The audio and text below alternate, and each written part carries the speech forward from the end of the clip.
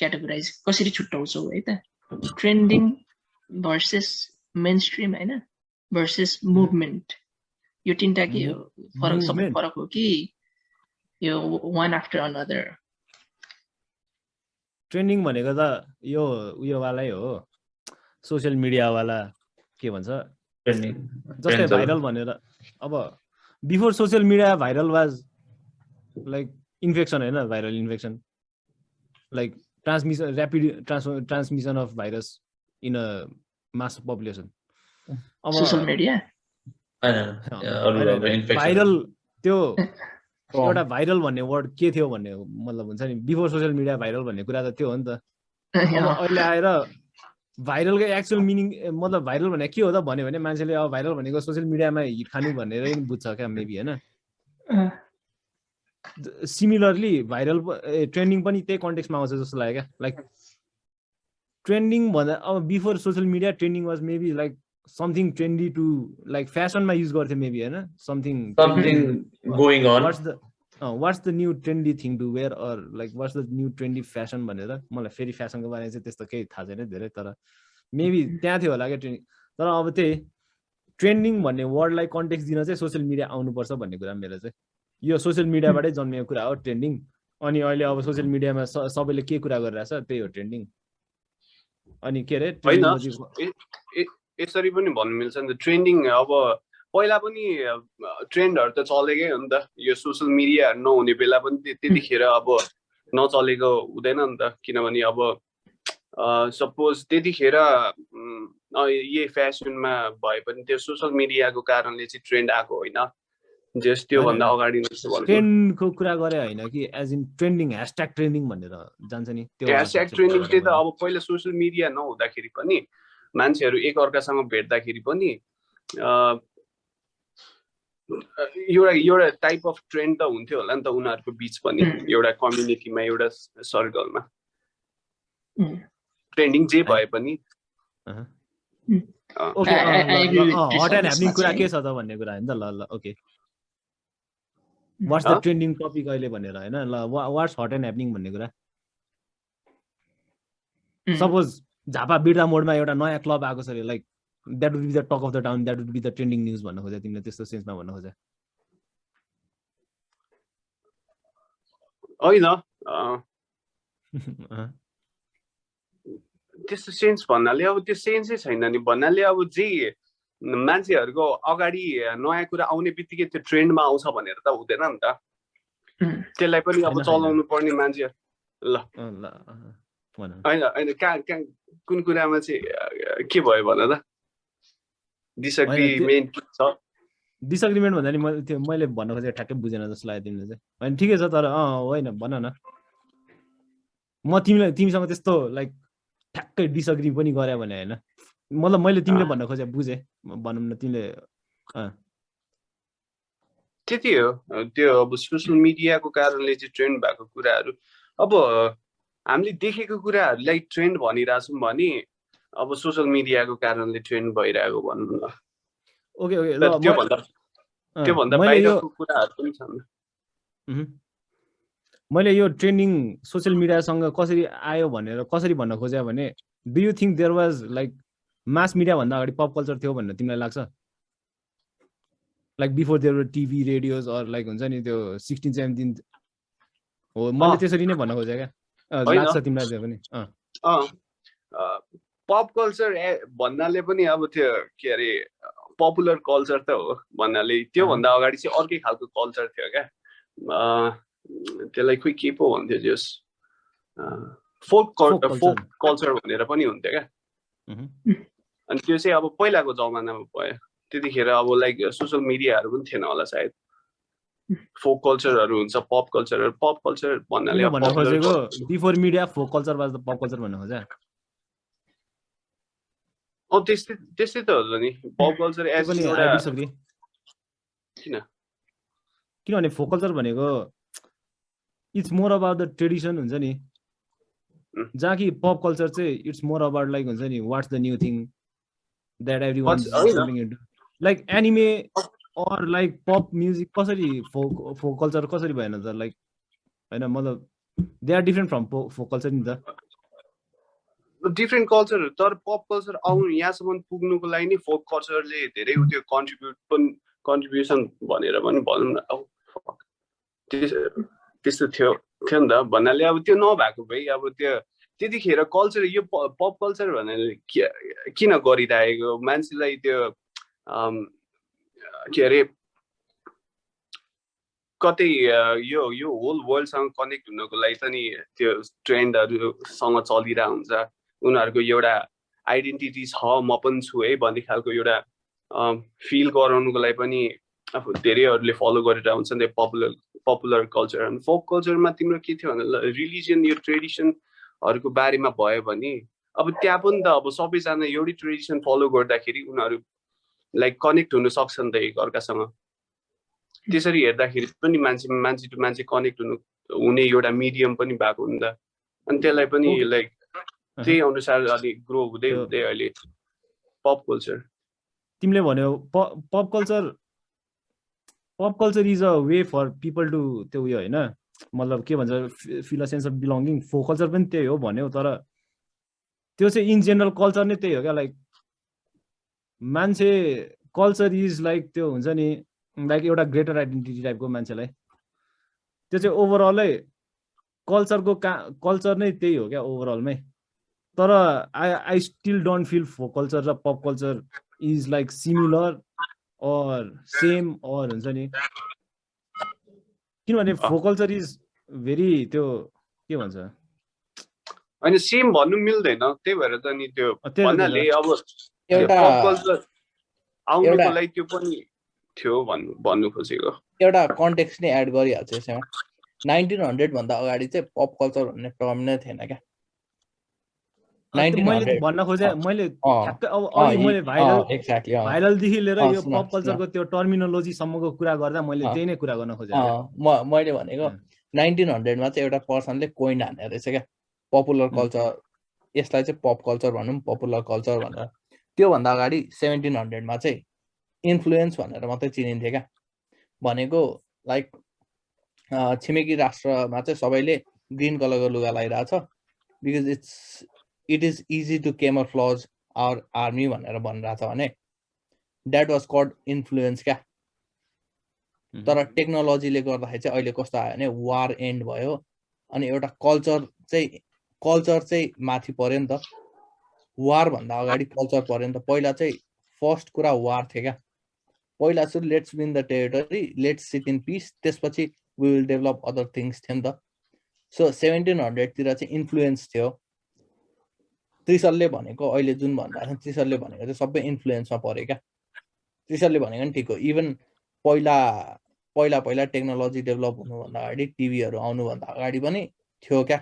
Pop culture तर त्यसलाई चाहिँ इन्फ्लुएन्समा मोर रिलेटेड भनेर यो चाहिँ नट माई टर्म्स होइन यो चाहिँ thoughtco.com र masterclass.com र philosophy now We'll include the links in description. Please check out our description. Obviously. होइन त्यही मैले भन्न खोजेँ त्यही हो लाइक टर्मिनल मतलब हुन्छ नि त्यो भन्ने कुरा अहिले जुन पप कल्चर जुन एउटा मास मेनिया टाइपको त्यो लेभलमा मतलब छ नि त्यो चाहिँ बिस्तारै त्यो like with media or social media आएको कुरा हो क्या भन्ने कुरा हो मेरो चाहिँ obviously अब यो कुरामा चाहिँ भन्न त सोच्दिन मैले भन्न खोजेको चाहिँ त्यही अब डिफाइन नै गर्दा पनि it is refer to culture tradition in contrast to official culture भन्ने कुरा आयो नि त तिम्रो एउटा गभर्निङ क्लास चाहिँ हुनुपर्छ अरे क्या जस्तो भन्नाले एउटा फिक्स टर्म क्या जस्तो अब केपअपलाई लिएर आएर केपअप एउटा पप कल्चर भयो नि त भने मैले अब केपअपमा चाहिँ ग्रिन कलर मैले ग्रिन कलरको लगाएको किनभने आइ एम फलोइङ केपअप भनेर भन्न पाइएन किनभने केपअप चाहिँ गभर्निङ कल्चर जस्तो भयो क्या केपअपको ग्रिन त होइन नि त भन्न खोजेको एउटा चाहिँ बेसिक चाहिँ हुनु पर्यो अरे क्या त्यो बेसिक लेभल हुनलाई चाहिँ टेलिभिजन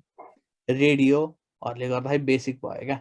भनेको बिटल्सले चाहिँ यो गीत गाउँछ भन्छ चाहिँ एउटा बेस भयो नि त त्यसको चाहिँ पप कल्चर बस्यो क्या अब त्रिशलले भनेको अनुसार चाहिँ पहिला चाहिँ अब म यो गरिरहेको छु किन भन्दा इट वाज नो रिजन क्या, just because I like it, अनि अर्कोले त्यही फलो गर्छ क्या। तर त्यहाँ कसलाई फलो गरेको, के फलो गरेको भन्ने कन्सर्नहरू थिएन नि त। त्यसले गर्दा पनि पप कल्चर र इन्फ्लुएन्सको मेन डिफरेन्स भनौँ न, इफ द्याट यो एउटा कुरा म यहाँ थप्छु ल। यो भर्खरको कुरामा चाहिँ आई डेफिनेटली साइड विथ त्रिशल होइन। लाइक यो जुन पप कल्चरको तात्पर्य छ नि त्यो चाहिँ लाइक सिभिलाइजेसन भएदेखि नै त्यो एउटा इन्फ्लुएन्स भनौँ न, सौजन्यले भने जस्तै इन्फ्लुएन्स चाहिँ छ होइन। अनि मैले हेरेँ अनुसार चाहिँ 3टा मेजर कल्चर हुने रहेछ एभ्री सिभिलाइजेसनमा। फोक कल्चर होइन, जुन चाहिँ भेरी फ्यु पिपलले प्र्याक्टिस गर्छ, भेरी ट्रेडिसनल, मोस्ट मासले फलो गर्ने इन्फ्लुएन्स पनि भन्छ त्यसलाई, पप कल्चर भयो। अनि त्यहाँदेखि अर्को चाहिँ हाई क्लास भयो, त्यो चाहिँ हाई क्लास कल्चर भयो। त्यो चाहिँ एरिस्टोक्रेटहरू अब धनी भनेको चालचल्ती पहिलेदेखि पनि त्यो यो 3टा कल्चर चाहिँ सिभिलाइजेसनसँगै इभल्भ हुँदै आएको रहेछ होइन। सो त्यो भयो। अनि अर्को हिमालले अघि एकदम राम्रो पोइन्ट निकाले सेमेन्टिक्सहरूको कुरा होइन, कसरी वर्ड्सहरू इम्पोर्टेन्ट हुन्छ। त्यसमा चाहिँ म पनि हिमालसँग एकदम एग्री गर्छु, किनकि कतिपय भनौँ न यो लेट्स से जसले सिभिलाइजेसन स्टार्ट गर्यो, लाइक भनौँ न जसले इभोल्युसनमा प्रोग्रेसनको एउटा पिरामिडको टपमा बसिरहेछ नि जो मान्छेहरूले, they are playing with words as well क्या। जस्तै एउटा सानो इक्जाम्पल, बच्चा जन्मिनु अगाडि बच्चालाई त्याग्नु भनेको like people started coining it as pro choice क्या। त्यो भनेर चाहिँ अब they made it sound good.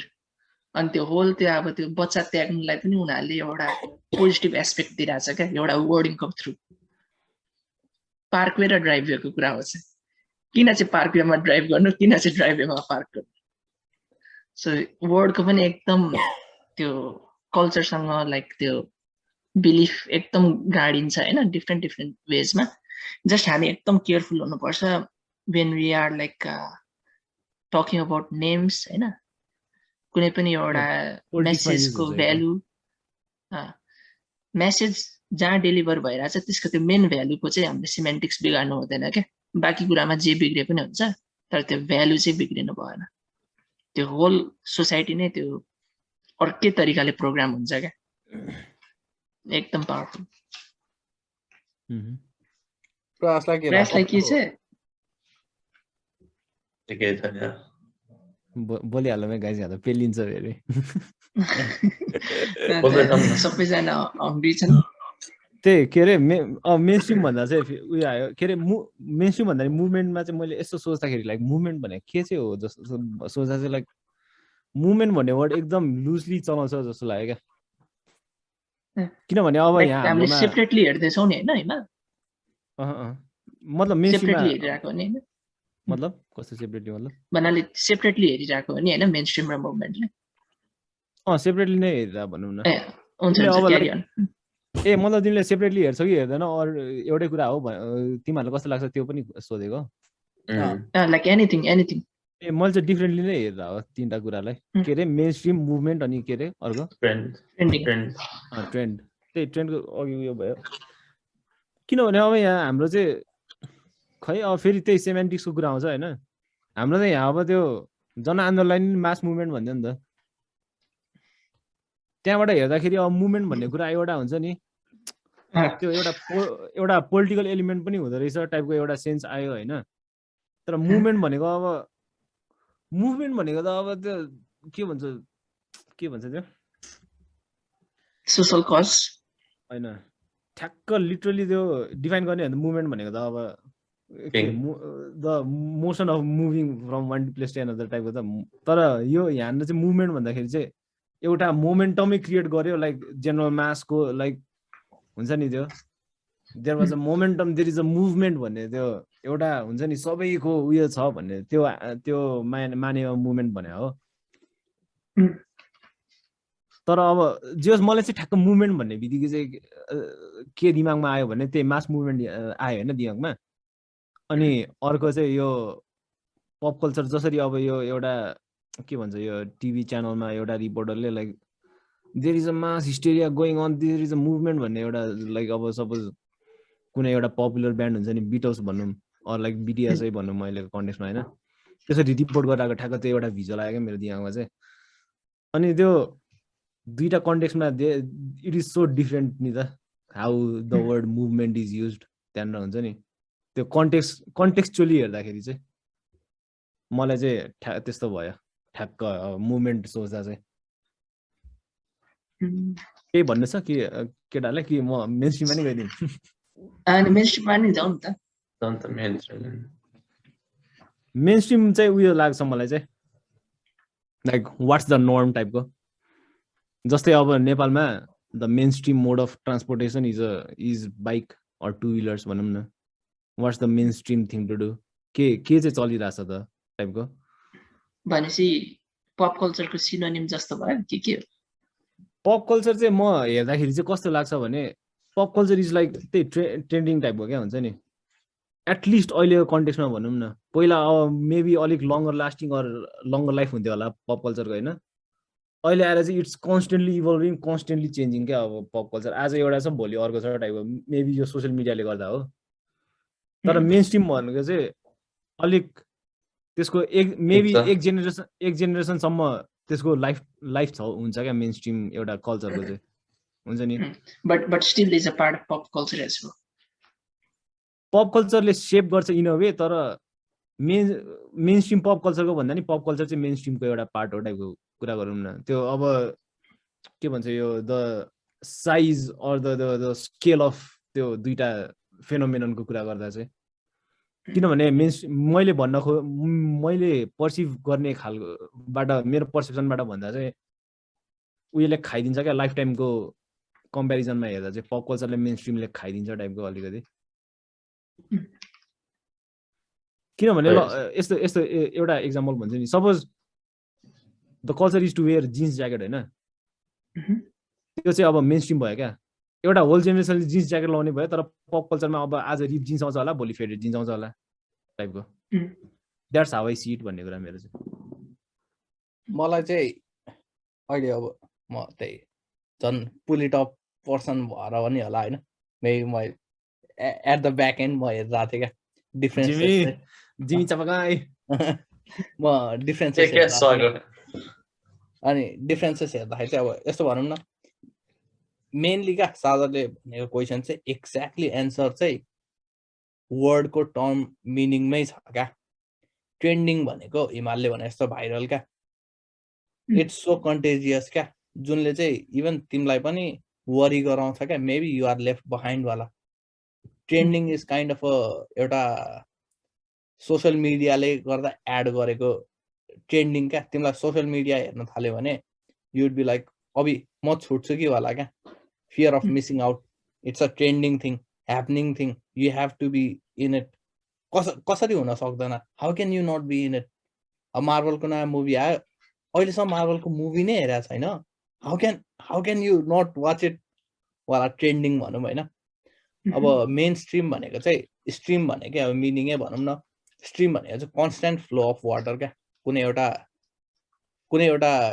पानीको थ्रु जुन चाहिँ कन्टिन्युसली कुदिराख्छ, जुन चाहिँ कहिले पनि ओभरफ्लो पनि हुँदैन, कहिले आउटफ्लो पनि हुँदैन, कहिले सुकेर पनि जाँदैन भने स्ट्रिम भयो क्या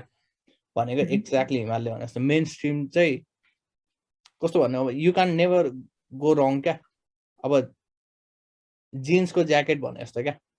ट्रेन्डिङ चाहिँ मेन स्ट्रिमको एउटा सानो पार्ट मात्रै हो क्या। ट्रेन्डिङ कति कुराहरू आउँछ,